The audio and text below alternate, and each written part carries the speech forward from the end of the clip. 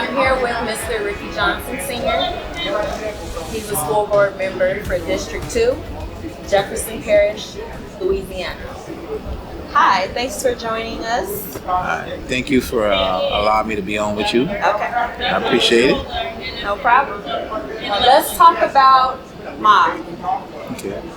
MOB is a group that originated from the Monolith Baptist Brotherhood in Harvey, Louisiana, which is the church that I've been a part of all my life.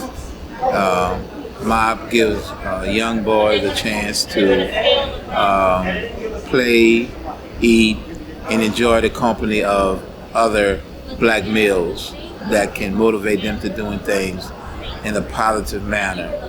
And MOB is Monolith Baptist Brotherhood, but it also means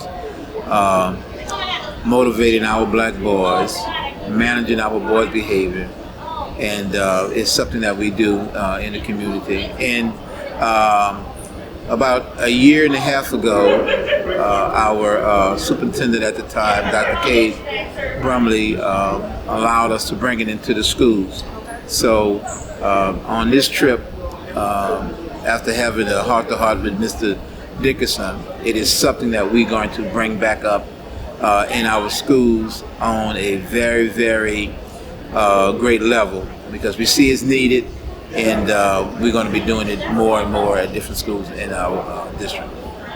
So let's talk about your school board experience. How did you become a school board member? What got you started? Well, many years ago, I was asked to look into the fact that they were closing a school in my neighborhood, and it wasn't closing it, they were using it to house kids in an alternative setting. It wasn't used for what I went to school with. It was the school that I went to school with that they was using to house alternative schools, kids that may have had bad behavior, kids that didn't pass their classes. And when I was alerted years later, because when it first happened, I just became a pastor and I was busy with my pastoral work. But when it happened the second time, I actually had been a pastor for a while, somewhat seasoned, and they needed someone to run for a seat. And I was busy, so I asked them to find someone else, and they came back a second time and asked me. And I'm a family man. I have 5 kids. At the time I had 5 kids, and I was busy trying to make sure my family and the church had what it needed. They came back a third time, and the third time they let me know that it was one of my schools, my elementary school, that they were closing. And in my neighborhood, there are 15 churches and one school.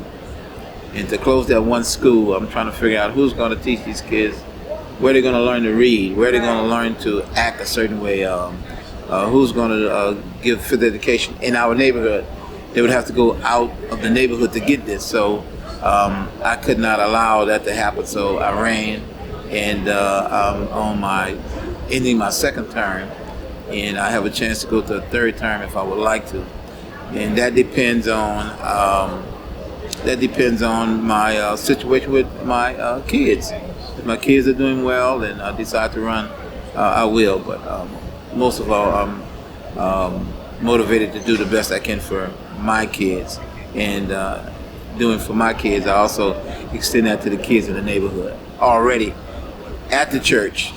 Yeah, so that's the reason why I ran, because they were closing predominantly black schools in our neighborhoods, and we didn't want it to continue. And since I got into that, there were other things that needed to be addressed, so we started addressing other issues to try to make things better in our community.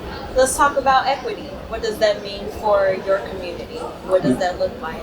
Well, there's a lot to be said about that.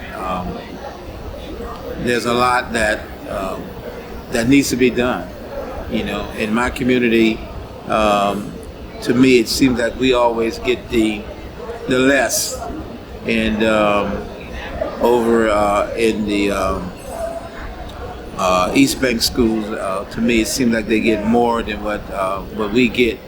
And there is a consensus that whatever we get ought to be enough or good enough, or don't worry about it. And while others get more, we end up getting less. So my thing is that we are behind already, so we don't need to get equal. We need to have equity, which states that we get what we need to become equal before we get equal amounts. So what we're doing right now is we do have a equity program. Right now I'm seeing that it's not being worked out as best it could. I did make a couple phone calls just recently, even about the situation and our aftermath of Ida, the storm. There are a lot of contracts being given out, and I'm noticing that a lot of blacks are not getting those contracts. So that's something that needs to be looked at, and we need to just make sure that we are staying on top of things, and that's my desire, to stay on top of things. When we get back on Monday, we have a board meeting. That's one of the questions we'll ask, to see how many contractors of color that they have actually contacted and have employed already, because there's a lot of money out there.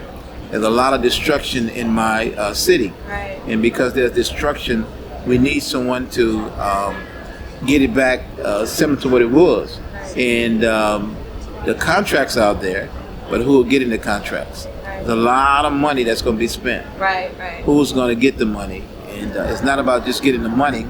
That there are people that look like me, that are capable of doing the work, willing to do the work, and we just don't have the contract signed to go be able to do the work and to get paid. If we get a contract, it's going to be a contract where we are the subcontractor instead of the head contractor. We want some contract that say, hey, you can do this work, you can find a subcontractor.